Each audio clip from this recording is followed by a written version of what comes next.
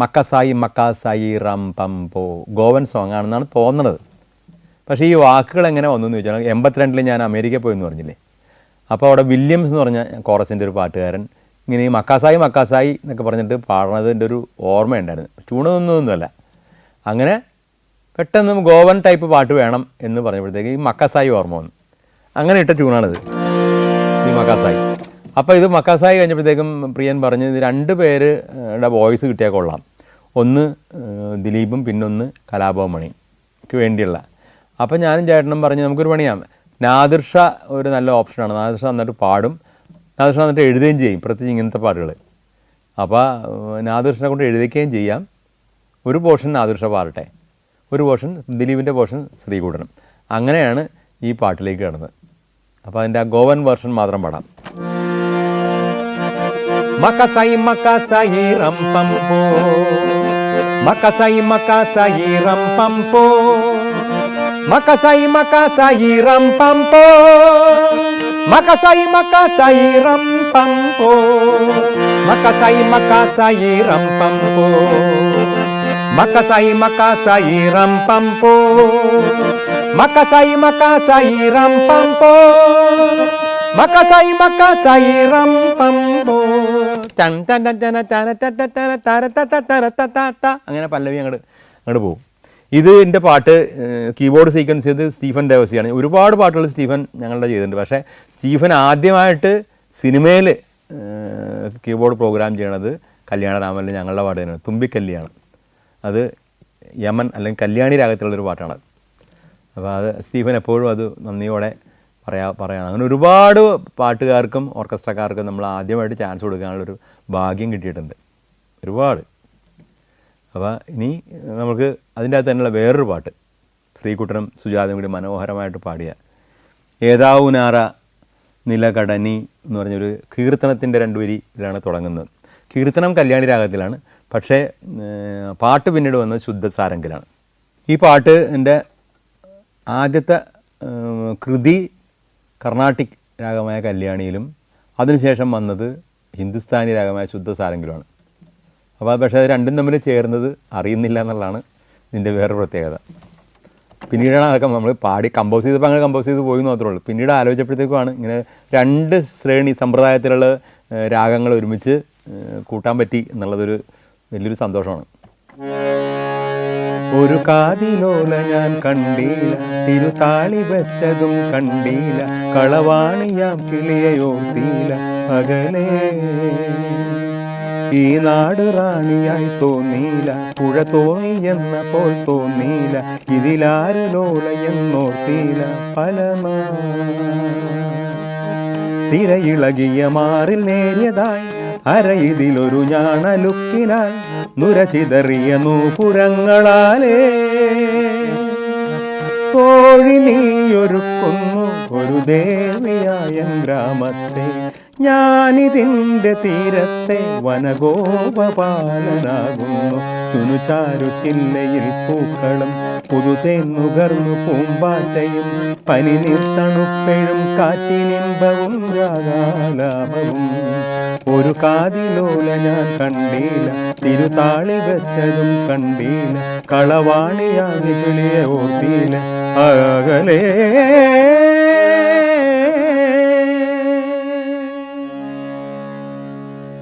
ഇത് നമ്മൾ ഓർക്കസ്ട്ര ചെയ്തപ്പോഴൊന്നും ഇത്ര ഓർത്തില്ല. നമ്മുടെ BR പ്രസാദ് ഇത് ഒരുപാട് എഴുതി വെച്ചിട്ടുണ്ട്, പല്ലവി തന്നെ. ഞങ്ങൾക്ക് ഞങ്ങളുടെ സിനിമാ സംഗീത ജീവിതത്തിൽ മറക്കാനാവാത്ത 2 വ്യക്തികളാണ് സ്ക്രിപ്റ്റ് റൈറ്റേഴ്സായ സിബിയും ഉദയനും. ഞങ്ങളായിട്ടൊരു ബന്ധം തുടങ്ങാൻ കാര്യം ഞങ്ങൾക്ക് നേരത്തെ പരിചയമുണ്ട്. ഒരു ദിവസം രാവിലെ ഉദയൻ വിളിച്ചിട്ട് പറഞ്ഞു, ബേണി ഞങ്ങൾക്കൊരു ഹെൽപ്പ് ചെയ്യണം. എന്താണാവോ? ഇന്ന് തന്നെ ഒരു സിനിമാ പാട്ട് ചെയ്ത് തരണം. അയ്യോ, ഇന്ന് ഒറ്റ ദിവസം കൊണ്ട് എങ്ങനെ സിനിമാ പാട്ട് ചെയ്യണം? അത് സിനിമാ പാട്ട് പുതിയതായിട്ടൊന്നും ചെയ്യണ്ട, ഒരു 6-7 പാട്ടുകളൊന്നും കൂട്ടി ഇണക്കണം, നമ്മുടെ സിനിമയ്ക്ക് പറ്റിയ വിധത്തിലൊന്ന് കുറച്ചൊക്കെ വ്യത്യാസപ്പെടുത്തി ഒരു ഡാൻസ് സിറ്റുവേഷനാണ് എന്ന് പറഞ്ഞ്. ഏത് സിനിമയാണെന്ന് ഓർക്കണില്ല. അപ്പോൾ ഇപ്പോൾ ചെയ്തുകൊണ്ടിരിക്കുന്ന ആൾക്ക് അസൗകര്യം കാരണമാണ് ഇത് നിങ്ങളെ ഏൽപ്പിക്കണത്. അപ്പോൾ അത് ചെയ്തു തരണം, അല്ലാണ്ട് പറ്റില്ല, ഞങ്ങൾക്ക് ഷൂട്ടിങ്ങൊക്കെ വെച്ച് പോയി എന്ന് പറഞ്ഞു. അപ്പോൾ നമുക്ക് വേറെ എന്തോ ജോലിയൊക്കെ ഉണ്ട്. ചേട്ടനോട് ഞാൻ പറഞ്ഞാൽ അത് സാരില്ല, നമുക്കിത് സിനിമയുടെ ഒരു കമ്മിറ്റ്മെൻ്റ് എന്ന് പറഞ്ഞാൽ വേറെ അല്ലേ, നമുക്കതൊക്കെ മാറ്റി വെക്കാം, എന്നിട്ട് ഇതിന് പോകാമെന്ന് പറഞ്ഞ് ഞങ്ങൾ അപ്പോൾ തന്നെ നമ്മുടെ സ്ഥിരം കീബോർഡ് പ്രോഗ്രാമറെ വിളിച്ച് പറഞ്ഞ് ഇന്നത്തെ എന്തെങ്കിലും ചടങ്ങുണ്ടെന്നൊക്കെ മാറ്റി വെച്ചോ, എന്നിട്ട് നമുക്കിത് അത്യാവശ്യമായിട്ടൊരു പാട്ടെന്ന് പറഞ്ഞാൽ പല പല പാട്ടുകൾ കൂട്ടി വെച്ചു വേണം, അതിൻ്റെ പാട്ടൊക്കെ ഞങ്ങൾക്ക് തന്നിട്ടുണ്ട് എന്ന് പറഞ്ഞ്. പാട്ട് തന്നിട്ടില്ല, അത് വേറെ എന്തോ ഇന്ന പാട്ടുകളുടെ ലിസ്റ്റ് തന്ന് നമ്മളത് കാസറ്റൊക്കെ തപ്പി എടുത്ത് അയാളുടെ വീട്ടിൽ പോയി നമ്മൾ കാലത്ത് മുതൽ തുടങ്ങി രാത്രിക്കുള്ളിൽ ആ വർക്ക് തീർത്ത് കൊടുത്തു. അത് അവർക്ക് വലിയ സന്തോഷമായിപ്പോയി. അപ്പോൾ കാരണം ആ ഷൂട്ടിങ് മുടങ്ങാണ്ട് അത് കിട്ടി. പിന്നീട് നമ്മൾ ആ ഒരു ബന്ധമുണ്ട്. അങ്ങനെ ഇരിക്കുമ്പോഴത്തേക്കുമാണ് ചെസ് എന്നുള്ള സിനിമ അവർക്ക് കിട്ടുന്നത്. ദിലീപ് തന്നെയാണ്. അപ്പോൾ ഡയറക്ടർ ഞങ്ങൾക്ക് പുതിയതായിരുന്നു, രാജ് ബാബു എന്നാണ് അദ്ദേഹത്തിൻ്റെ പേര്. അപ്പോൾ രാജ് ബാബുവാണ് ഡയറക്ടർ, ദിലീപാണ് അഭിനയിക്കുന്നത്. ഭാവനയായിട്ടാണ് തോന്നുന്നത് എൻ്റെ ഹീറോയിൻ. അതിൻ്റെ അകത്ത് 2 പാട്ടുണ്ട്, അത് നമുക്ക് ചെയ്യാം എന്ന് പറഞ്ഞ് ദിലീപിൻ്റെ ആലുവയിലുള്ള ഗസ്റ്റ് ഹൗസിലാണ് പോയപ്പോഴത്തേക്കും കടുകട്ടി സിറ്റുവേഷനാണ്. അത്ര കടുകട്ടി എന്ന് പറയാൻ പറ്റില്ല, നമുക്ക് വേണമെങ്കിൽ കുറച്ചൊക്കെ ലൈറ്റ് ആക്കാം. പക്ഷേ ഞങ്ങളെ സംബന്ധിച്ചോളം അതൊരു കടുകട്ടി ആക്കണം എന്നുള്ളൊരു തോന്നൽ വന്നു. എന്ന് പറഞ്ഞിട്ടുണ്ടെങ്കിൽ ദിലീപിൻ്റെ സ്റ്റുഡൻ്റാണ് ഭാവന കോളേജിൽ ഡാൻസും ക്ലാസിക്കൽ ഡാൻസ് ചെയ്തിട്ട് സമ്മാനം മേടിക്കുന്ന. നമുക്ക് വേണമെങ്കിൽ ഒരു സാധാ ക്ലാസിക്കൽ ഡാൻസ് പോലത്തെ ഒരു പാട്ടുണ്ടാക്കിയാലും മതി. പക്ഷേ ചേട്ടനാണ് കുറച്ചും കൂടി വാശി. പുള്ളി പറഞ്ഞ് നമുക്ക് ആരും പിടിക്കാത്തൊരു രാഗം പിടിക്കണം, എന്നിട്ട് കുറേ ജതികളും സംഭവങ്ങളൊക്കെ ആക്കിയിട്ട് ഒരു ഉരുപ്പടി ഉണ്ടാക്കി കൊടുക്കണം. ഇതൊക്കെ നമുക്കൊരു അവസരമാണ് തന്നെ ശാസ്ത്രീയ സംഗീതത്തിൽ എന്തെങ്കിലും കാണിക്കാൻ പറ്റുന്നത്, നല്ല കാര്യം എന്ന് പറഞ്ഞിട്ട് ഞങ്ങൾ ഒരു രാഗം സെലക്ട് ചെയ്തു.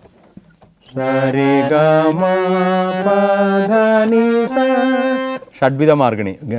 നമുക്ക് നമ്മുടെ ഒരു ഭാഗ്യം എന്ന് പറഞ്ഞിട്ടുണ്ടെങ്കിൽ കർണാടക സംഗീതത്തിലെ 72 മേളകർത്ത രാഗങ്ങളിലാണ് ലോകത്തിലുള്ള എല്ലാ രാഗങ്ങളും ഉള്ളത്. അതിൻ്റെ അപ്പുറത്തേക്കൊരു രാഗങ്ങളുടെ ഒരു പട്ടികയില്ല. അത്രക്ക് കറതീർന്ന ഒരു മേളകർത്ത രാഗ പട്ടികയാണ്. അപ്പം അങ്ങനെ ഷഡ്വിധ മാർഗണിയിൽ ചെയ്യാമെന്ന് വിചാരിച്ച് തുടങ്ങിയിട്ട് പഞ്ചമം അങ്ങോട്ട് കയറണില്ല. അപ്പോൾ അവസാനം ഷഡ്വിക മാർഗണിയിൽ നിന്ന് പഞ്ചമം ഒഴിവാക്കി ചെയ്തപ്പോഴത്തേക്കും വലിയ കുഴപ്പമില്ല. പക്ഷേ ഇത് രാഗത്തിൻ്റെ പേരറിയണ്ടേ?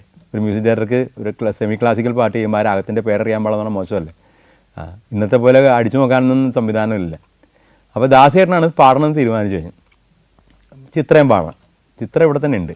ദാസേട്ടനെ വിളിച്ചിട്ട് കിട്ടണമില്ല. ചേട്ടനാണ് അതൊക്കെ കൈകാര്യം ചെയ്യുന്നത്. ഉടനെ ദാസേട്ടൻ്റെ പെങ്ങൾ ജയമ ചേച്ചനെ വിളിച്ച് പറഞ്ഞ് ദാസേട്ടൻ എന്തെങ്കിലും വിളിച്ചിട്ട് കിട്ടണമല്ലോ, ആ ദാസേട്ടൻ അമേരിക്കയിലാണ് എന്ന് പറഞ്ഞു. അയ്യോ ഞങ്ങൾക്കൊരു പാട്ട് പാടാണ്ടായിരുന്നല്ലേ. സാരല്ല, നമുക്കൊന്ന് വേറെ എന്തെങ്കിലും നോക്കാം എന്നൊക്കെ ഇതിൽ ഇങ്ങനെ വേറെ നോക്കാനൊന്നുമില്ല. ഗാനഗന്ധർവൻ്റെ പകരക്കാരൊന്നുമില്ല. നമുക്ക് വേണമെങ്കിൽ ഒരു നീട്ടി വെക്കാം, ഷൂട്ടിങ്ങൊക്കെ നീട്ടി വെക്കാം എന്നുള്ള അവസ്ഥയിലാണ് ഇങ്ങനെ ഇരിക്കണത്. ഒരു കുറച്ച് നേരം കഴിഞ്ഞപ്പോൾ തന്നെ ദാസേട്ടൻ അമേരിക്കയിൽ നിന്ന് ഇഗ്നേഴ്സേ എന്നെ അന്വേഷിച്ചെന്ന് കേട്ടല്ല, എന്താ സംഭവം? അപ്പോൾ ചേട്ടൻ പറഞ്ഞു ദാസേട്ടനെ അമേരിക്കയിൽ പോയി എന്നുണ്ടെങ്കിൽ ഞങ്ങൾക്ക് എങ്ങനെ പാട്ട് പഠിക്കാൻ പറ്റും? ഒരു പാട്ട് ഇങ്ങനത്തെ ഒരു സംഭവമാണ്, ഇതിൻ്റെ രാഗത്തിൻ്റെ പേരറിയാൻ പാടില്ല. ഷഡ്വിധ മാർഗണിയിൽ നിന്ന് പഞ്ചമ ഒഴിവായിട്ടുണ്ട്, അപ്പോൾ ഏത് രാഗമായിരിക്കും എന്ന് പറഞ്ഞു. അപ്പോൾ ഞങ്ങളുടെ ഇപ്പോൾ അതിൻ്റെ ഒരു രാഗപ്രവാഹം എന്നൊക്കെ പറഞ്ഞിട്ട് DK പട്ടാമ്പാളിൻ്റെ ഒരു ബുക്കൊക്കെ ഉണ്ട്. അപ്പോൾ എളുപ്പമാണത്. കുറേ രാഗങ്ങൾ, ഒരു 600-1000 രാഗത്തോളം അതിൻ്റെ അകത്ത് ഉണ്ടെന്ന് എനിക്ക് തോന്നുന്നു. അപ്പോൾ അതിൽ നിന്ന് നമുക്ക് നോക്കി എടുക്കാം. അന്നതൊന്നുമില്ല. അടുപ്പോൾ പുള്ളി പറഞ്ഞ അപ്പോൾ അന്ന് കമ്പ്യൂട്ടറും ഒക്കെ പുള്ളിക്ക് അമേരിക്കയിൽ സെറ്റ് ചെയ്തിട്ടുണ്ട്. എന്ന് പറഞ്ഞാൽ ഞാനൊന്ന് ഒരു 5 മിനിറ്റ് അല്ല 2 മിനിറ്റ് കഴിഞ്ഞിട്ട് ഞാൻ തിരിച്ച് വിളിക്കാമെന്ന് പറഞ്ഞു. പുള്ളി തന്നെ വിളിച്ച് അപ്പം തന്നെ തിരിച്ച് വിളിച്ചെന്ന് പറഞ്ഞു. അത് ബഹുമാരിണി എന്ന് പറഞ്ഞ രാഗമാണ്. ഷഡ്വിധ മാർഗണിയിൽ പഞ്ചമം ഒഴിവായാൽ ബഹുമാരിണി. അതിന് കരാളധാരി എന്ന് പറഞ്ഞ പേരുണ്ടെന്ന്. പക്ഷേ അതത്ര കോമൺ അല്ല. ബഹുമാരിണി, നിങ്ങൾ ബഹുമാരിണി എന്ന് പറഞ്ഞാൽ മതി എന്ന് പറഞ്ഞു. അങ്ങനെ ബഹുമാരിണി രാഗത്തിൽ ഈ പാട്ട് ചെയ്തു. പാട്ട് ചെയ്ത ശേഷം അതിന് മൃദംഗ ചൊല്ല്, മറ്റേത് കുറച്ചത് എല്ലാം കുറേ കാര്യങ്ങൾ, കുറേ അമ്മിങ്സും കുറേ സ്വരങ്ങളും. അതുമാത്രമല്ല രണ്ടുപേർക്കും ഹാർമോണിയത്തിൻ്റെ മൊത്തം ടോപ്പും ബേസും കിട്ടും. അപ്പോൾ അതുകൊണ്ട് ചിത്രയെ കൊണ്ടും ദാസേട്ടനെ കൊണ്ടും ഫുൾ ഹാർമോണിയത്തിൻ്റെ കട്ട പാടിച്ചിട്ടുണ്ട്. ആ പാട്ടിൻ്റെ ആ രാഗം എന്ന് പറഞ്ഞാൽ ബഹുമാനാണ് ഇങ്ങനെ ഇരിക്കും. അതിൻ്റെ ആരോഹണം തന്നെ ഒരു ഹാർമോണിയത്തിൻ്റെ സഹായം ഇല്ലാണ്ട് പാടാൻ ബുദ്ധിമുട്ടാണ്. ഇവർക്കതൊന്നും കുഴപ്പമൊന്നുമില്ല. അങ്ങനെ ദാസേട്ടൻ ട്യൂൺ കിട്ടിയപ്പോഴത്തേക്കും ദാസേട്ടൻ പറഞ്ഞു ഞാനൊന്ന് പഠിച്ചിട്ട് വരാം, എന്നിട്ടേ പാടാൻ പറ്റുള്ളൂ ഈ രാഗം എന്ന് പറഞ്ഞ്. പക്ഷേ ദാസേട്ടൻ അതിനുള്ള സമയം കിട്ടിയെന്ന് അറിയണല്ലോ. ദാസേട്ടൻ അമേരിക്കയിൽ നിന്ന് വന്ന്. അത് മാത്രമല്ല ഈ കാര്യം ഉദയനോടും സിബിയോടും രാജ്ബാബുവോടൊക്കെ പറഞ്ഞു ദാസേട്ടന് വേണ്ടി നമ്മൾ ഷൂട്ടിംഗ് മാറ്റി വെക്കാൻ കുഴപ്പമില്ല, ഈ പാട്ട് മാത്രം നമുക്ക് വേറെ എടുക്കാം, ഏതായാലും ദാസേട്ടൻ പാടിയിട്ട് ഷൂട്ട് ചെയ്താൽ മതി. അതുകൊണ്ട് ട്രാക്ക്, അപ്പോൾ ദാസേട്ടൻ പറഞ്ഞിട്ടുണ്ടായിരുന്നു ധൈര്യമായിട്ട് ട്രാക്ക് പാടിക്കോ, ഞാൻ അച്ചിട്ട പോലെ പാടിത്തരാമെന്ന് പറഞ്ഞു. അപ്പോൾ സിബി പറഞ്ഞു, ഉദയനും പറഞ്ഞ് അത് വേണ്ട, നമുക്ക് ഇതെന്ന് പറഞ്ഞ ഒരു പ്രത്യേക പാട്ടാണ്, അപ്പോൾ അത് നമുക്ക് പെർഫെക്റ്റ് ആയിട്ട് തന്നെ എടുക്കാം. ദാസിയേട്ടൻ വന്നിട്ട് പാടിയിട്ട് മാത്രം ഷൂട്ട് ചെയ്യാൻ മതി, നമുക്ക് ബാക്കിയുള്ള വർക്കൊക്കെ ചെയ്യാം, ഇത് നമുക്ക് വേറെ എടുത്തു വെക്കാം എന്ന് പറഞ്ഞു.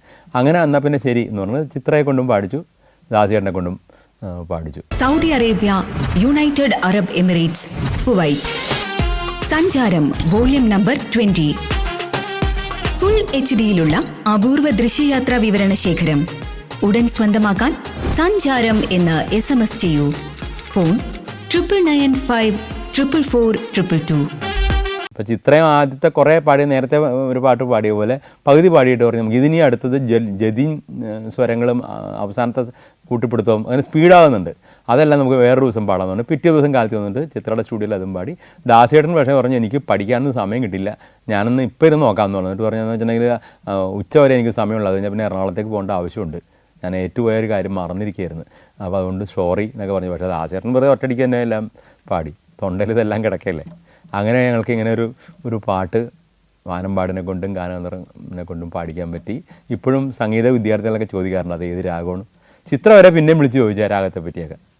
അപ്പോൾ അതൊക്കെ സത്യം പറഞ്ഞൊരു അഭിമാനത്തിൻ്റെ മുഹൂർത്തം തന്നെയാണ്.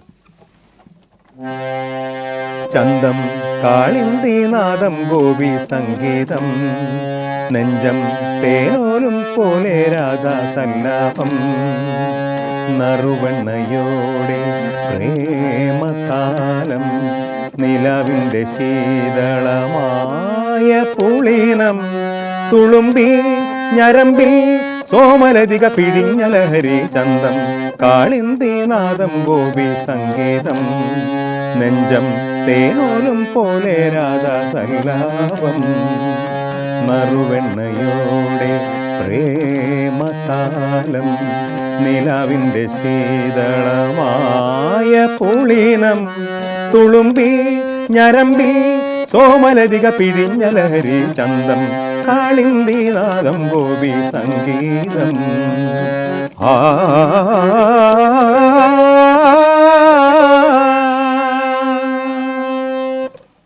പിന്നൊരു പാട്ട് പക്ക ഇംഗ്ലീഷായിരുന്നു, ഇംഗ്ലീഷ് ടൈപ്പും ഇംഗ്ലീഷ് വാക്കും ഒക്കെ വെച്ചിട്ട്. അത് നമുക്ക് പറ്റിയ ഒരാൾ എന്ന് പറഞ്ഞാൽ അദ്ദേഹത്തെ കൊണ്ടാണ് ഞങ്ങൾ ആദ്യമായിട്ടൊരു പാട്ട് പഠിച്ചത്. ജോർജ് പീറ്റർ, 13 AD എന്ന് പറഞ്ഞാൽ വലിയ നാഷണൽ ഫെയിമായിട്ടുള്ള ഒരു റോക്ക് ബാൻഡ്, ഇപ്പോഴത് പിന്നെ രണ്ടാമത് വന്നിട്ടുണ്ട്. അപ്പോൾ അതിലെ മെയിൻ എന്നല്ല സിംഗർ ജോർജ് പീറ്ററാണ്, ഞങ്ങളുടെ ബന്ധുവും കൂടിയാണ്, അദ്ദേഹമാണ് അത് പാടിയത്. അങ്ങനെ 2 വ്യത്യസ്ത രീതിയിലുള്ള പാട്ടുകളാണ് ഈ ചെസ്സിലുള്ളത്. അത് പക്ഷേ നമ്മളുടെ നിർഭാഗ്യത്തിന് അത് അന്ന് അവാർഡിന് അവർ പോയില്ല, അത് കൊടുത്തില്ല. ഇല്ലെങ്കിൽ ഈ പാട്ട് ഒരു അവാർഡ് സോങ് തന്നെ ആയിരുന്നാണ് ഞാനിപ്പോഴും വിശ്വസിക്കുന്നത്. ഈ പാട്ടെന്ന് പറഞ്ഞിട്ടുണ്ടെങ്കിൽ ചന്തം കാളിന്തി. സംവിധായകൻ വിനയൻ്റെ 4 or 5 പടങ്ങൾ ചെയ്തിട്ടുണ്ടെന്നാണ് എൻ്റെ ഓർമ്മ. ഇത് 4ാമത്തെ പടമാണ് ഹരീന്ദ്രൻ ഒരു നിഷ്കളങ്കൻ, കുറച്ച് വെസ്റ്റേൺ ഓറിയൻറ്റഡ്. അതിൻ്റെയും പാട്ടുകളും റീ റെക്കോർഡിങ്ങും ഞങ്ങൾ തന്നെ ചെയ്തത്. പിന്നെ റീ റെക്കോർഡിങ് മാത്രമായിട്ട് ഒരുപാട് പടങ്ങൾ, ചതിക്കാത്ത എന്തോ അടക്കം ഒരുപാട്, കലാഭവൻ പല പടങ്ങൾ ഇങ്ങനെ ഒരുപാട് പടങ്ങൾ വേറെയും ചെയ്തിട്ടുണ്ട്. അപ്പോൾ ഇതിൻ്റെ അകത്ത് ഈ ഹരീന്ദ്രൻ്റെ നിഷ്കളങ്കനിൽ മിക്കവാറും വെസ്റ്റേൺ ടൈപ്പ് പാട്ടുകളാണെങ്കിൽ പോലും ഒരു പാട്ട് ഒരു മെലഡി രാഗത്തിൽ ചെയ്യാൻ പറ്റി. അതിൽ ഒരു പ്രത്യേകത എന്ന് പറഞ്ഞാൽ 3 ലിറിക് റൈറ്റർമാരാണ്, രാജീവ് ആലുങ്കൽ, പ്രഭാവർമ്മ ആൻഡ് വയലാർ ശരത്ചന്ദ്രവർമ്മ. അപ്പോൾ ഈ ഇപ്പോൾ ഞാൻ പാടാൻ പോണ പാട്ട് വയലാറിൻ്റെയാണ്. അപ്പോൾ ഇത് പാടിയിരിക്കുന്നത് MG ശ്രീകുമാറും ഗായത്രി വർമ്മയുമാണ്. ഗായത്രി വർമ്മയെ പറ്റി പറയാനാണ് എന്താണെങ്കിൽ അപാര മ്യൂസീഷ്യനാണ്. അവർ വളരെ അപൂർവം രാഗത്തിലൊക്കെ കൃതി പോലെയുള്ള പാട്ടുകളൊക്കെ, കൃതി പോലെയുള്ള സോങ്സൊക്കെ കമ്പോസ് ചെയ്യും. എന്നിട്ട് അത് ഫ്യൂഷൻ ആയിട്ട് ചെയ്തിട്ട് ഇങ്ങനെ യൂട്യൂബിൽ ഇടാറുണ്ട്. നമ്മൾ അത്ഭുതം തോന്നിപ്പോവും, നന്നായിട്ട് പാടുകയും ചെയ്യും. അപ്പോൾ അവരെ കൊണ്ടാണ് പാടിച്ചത്. ഞാൻ ചെറുപ്പം പോലെ തന്നെ അറിയാവുന്നതും ഗസലൊക്കെ ഞങ്ങൾ ഒരുമിച്ച് യാത്ര പോകുന്നതാണ്, ഗസൽ പ്രോഗ്രാമിനൊക്കെ പോകുന്നതാണ്. അപ്പോൾ ആ പാട്ട് ഇതിൻ്റെ ഒരു പ്രത്യേകത എന്ന് വെച്ചിട്ടുണ്ടെങ്കിൽ ഇതൊരു ജോഗ് സ്റ്റൈലാണ്. ജോഗ് പ്യുവർ ജോഗല്ല, എന്നാലും ജോഗിനോട് ബന്ധപ്പെട്ട് ജോഗ് അടിസ്ഥാനപ്പെടുത്തി ചെയ്ത നാട്ടയോട് ഹിന്ദുസ്ഥാനി വേർഷനാണ് ജോഗ്. അപ്പം അതിനോട് ബന്ധപ്പെട്ടൊരു രാഗമാണ് ഇതിന് ചെയ്തത്. കന്നിപ്പെണ്ണേ നിൻ മുന്നിൽ സ്നേഹപ്പാടം നീയല്ലേ, കാണിപ്പൊന്ന നീയില്ലേ, കാണിപ്പൊന്ന നീയില്ലേ, പൊൻവയലിൻ വക്കത്തെ പുന്നമടത്തീരത്തെ കാറ്റേ സ്നേഹം കൊയ്യാൻ വായോ, കന്നിപ്പെണ്ണേ എന്നും സ്നേഹപ്പാടം നീയല്ലേ. ആകാശമൊക്കെ കഴിഞ്ഞ് അതിൻ്റെ ഹാങ് ഓവർ തീരണതിന് മുമ്പ് തന്നെ ഞങ്ങളെ വിളിച്ച് തന്നൊരു പടമാണ് പ്രണയനിലാവ്, വിനയൻ. അത് തൃശ്ശൂരാണ് അതിൻ്റെ കമ്പോസിങ് നടന്നത്. ഫുൾ ടൈം ദിലീപ് കൂടെ ഉണ്ടായിരുന്നു. വിനയനും ദിലീപും മറ്റ് ടെക്നീഷ്യൻസ് എല്ലാവരും ഉണ്ടായിരുന്നു. അപ്പോൾ ഞാൻ, ചേട്ടൻ, രമേശൻ നായർ ഉണ്ട്. അപ്പോൾ ഒരു മെലഡി ചെയ്യണം എന്ന് പറഞ്ഞപ്പോൾ അവിടെ ഇരുന്ന് ചെയ്ത ഒരു വർക്കാണ്, പാട്ടാണ്. പൊന്നിട്ട പെട്ടകം കൂട്ടല്ലേ, അത് തന്നതെനിക്ക് മുത്തല്ലേ, കണ്ണിനും കണ്ണായി വന്നില്ലേ, ഇളം കന്നി നിലാവിൻ വിളക്കല്ലേ, കണി കാണാ ഒരു പൂമൊട്ട്, കാതിൽ ഒരു താരാട്ട്, കണ്ണാം തുമ്പി തേനൂട്ട്, പൊന്നിട്ട പെട്ടകം കൂട്ടല്ലേ, അത് തന്നതെനിക്ക് മുത്തല്ലേ. മനോഹരമായ വരികൾ നിങ്ങൾ ആലോചിക്കരുത്. മാത്രമല്ല ഈ സിനിമ ഇതിൻ്റെ പാട്ട് കമ്പോസ് ചെയ്തപ്പോഴാണ് രാധിക തിലകൻ ദാസേട്ടന് വേണ്ടിയുള്ളൊരു റൊമാൻറ്റിക് സോങ് ഉണ്ടായിരുന്നു, പാൽക്കടൽ എന്ന് പറഞ്ഞിട്ട്. പാൽക്കടൽ താ താ, അതും ഹിറ്റായിരുന്നു അന്നത്തെ കാലത്ത്. വിനയന് മറ്റൊരു നിർബന്ധമായിരുന്നു, ഇതിൻ്റെ അകത്തൊരു മാപ്പിളപ്പാട്ട് വേണമെന്ന്. അങ്ങനെ സബ്ജക്റ്റ് അങ്ങനെയാണല്ലോ. അപ്പോൾ അങ്ങനെ മാപ്പിളപ്പാട്ട്, ചിത്ര പാടിയ ഒരു മാപ്പിളപ്പാട്ട് ഇതിൻ്റെ അകത്തുണ്ട്. രമേശൻ നായർ തന്നെയാണ് ഇത് എഴുതിയിരിക്കുന്നത്.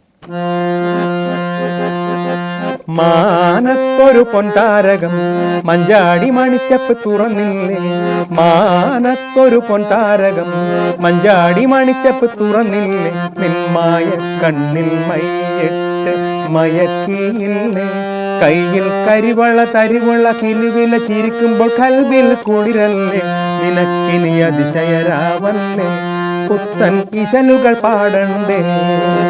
മാനത്തൊരു പൊൻതാരകം മഞ്ചാടി മണിച്ചപ്പ് തുറന്നില്ലേ, നിന്മായ കണ്ണിൽ മയ്യിട്ട് മയക്കിയില്ലേ, കയ്യിൽ കരിവള തരിവള കിലുകില ചിരിക്കുമ്പോൾ കൽവിൽ കുളിരല്ലേ, നിനക്കിനി അതിശയരാവല്ലേ, പുത്തൻ ഇശലുകൾ പാടണ്ടേ.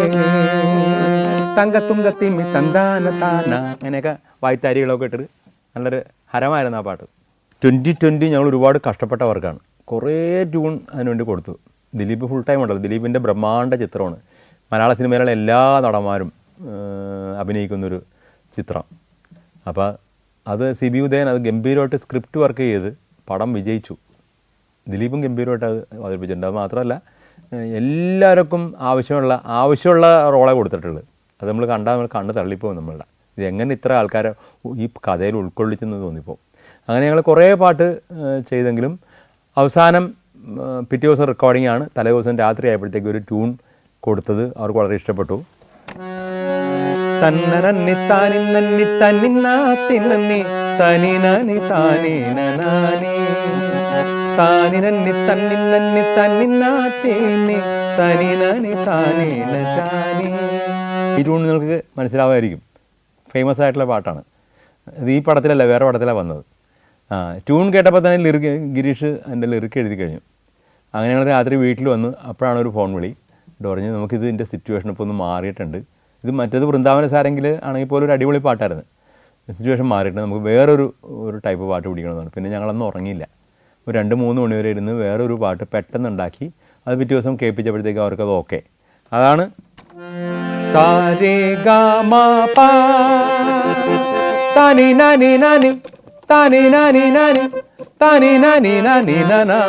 അങ്ങനെ ഒരു കട്ട് സംഭവങ്ങൾ, ഒരു വെസ്റ്റേൺ സ്റ്റൈൽ പാട്ട്. അപ്പോൾ അത് ഓക്കെ. അതിനപ്പം തന്നെ ഗിരീഷ് എഴുതി. അപ്പോൾ ഞാനിത് പറയാൻ കഴിഞ്ഞാൽ അത് കഴിഞ്ഞിട്ട് ഗിരീഷുമായിട്ട് ഞങ്ങൾക്ക് വർക്ക് ചെയ്യാൻ പറ്റിയില്ല. ഗിരീഷ് ഞങ്ങളായിട്ടുള്ള അവസാനത്തെ വർക്കായിരുന്നു. അദ്ദേഹം പാട്ടെല്ലാം എഴുതി, എല്ലാവർക്കും ഇഷ്ടപ്പെട്ടു. ഞങ്ങൾ ഈ പാട്ട് 2 പ്രാവശ്യമൊക്കെ വെറുതെ പാടി. ഇതെല്ലാം കഴിഞ്ഞിട്ട് അദ്ദേഹത്തിൻ്റെ ഒരു ആഗ്രഹപ്രകാരം ഞങ്ങളെല്ലാവരും വട്ടം വളഞ്ഞിരുന്നിട്ട് പഴയ പാട്ടുകൾ, അതായത് മലയാള സിനിമ തുടക്കം മുതലുള്ള കുറേ പാട്ടുകൾ പാടി ഒരു വൈകുന്നേരം വരെ പാട്ട് പാടി സന്തോഷിച്ചാണ് പിരിഞ്ഞത്. പിന്നെ അദ്ദേഹത്തെ കാണാൻ പറ്റിയിട്ടില്ല. അങ്ങനെ ഒരു അദ്ദേഹത്തിന് കുറേ ജീവിതാഭിലാഷങ്ങളൊക്കെ പറഞ്ഞു. എനിക്ക് ആയുസ്സുണ്ടെങ്കിൽ അവിടെ പോകണം, ഇവിടെ പോകണം എന്നൊക്കെ പറഞ്ഞു. പക്ഷേ ഒരു കാര്യവും നടന്നില്ല എന്നുള്ളതാണ്. എല്ലാവർക്കും ഓരോ ടൈമുണ്ടല്ലോ. ഫുൾ ആയുർവേദ മരുന്നിലായിരുന്നു അദ്ദേഹമൊക്കെ ആ സമയത്തൊക്കെ. അങ്ങനെ നമ്മൾ ഇത്രയും ജീനിയസ് ആയിട്ടുള്ളൊരു ആൾ വളരെ പെട്ടെന്ന് നമ്മെ വിട്ടുപോയി. അല്ലെങ്കിൽ ജീവിച്ചിരുന്നെങ്കിൽ എത്രയോ മഹത്തായ പാട്ടുകൾ നമുക്ക് തന്നേനെ അദ്ദേഹം. അങ്ങനെയാണ് ശങ്കർ മഹാദേവൻ്റെ അത് ഫിക്സായി. പിന്നെ റിമി ടോമി നല്ല പഞ്ചിൽ പാടുന്ന ആളല്ലേ. റിമി ടോമി വേറെയും പടത്തിൽ ഞങ്ങളുടെ പാടിയിട്ടുണ്ട്. പിന്നെ അങ്ങനെ ഒരു ബന്ധം റിമിയായിട്ടുണ്ട്, ആൽബത്തിലും ഒക്കെ. പിന്നെ അങ്ങനെ ഇഷ്ടംപോലെ പാടിയിട്ടുണ്ട്. അങ്ങനെ രണ്ടുപേരും ചേർന്ന് അടിച്ച് പൊളിച്ച് ആ പാട്ട്. അപ്പോഴാണ് നമുക്ക് ഈ തുടക്കം 2 വൃദ്ധനും വൃദ്ധയും പാടണം എന്ന് ഉള്ളൊരു വന്നത്. അങ്ങനെ വന്നപ്പോഴത്തേക്കാണ് ഇത് ആരാണ് അതിന് പറ്റി ഇത്രയും വൃദ്ധനായിട്ടുള്ള ഒരാളെ തന്നെ കിട്ടണ്ടേ.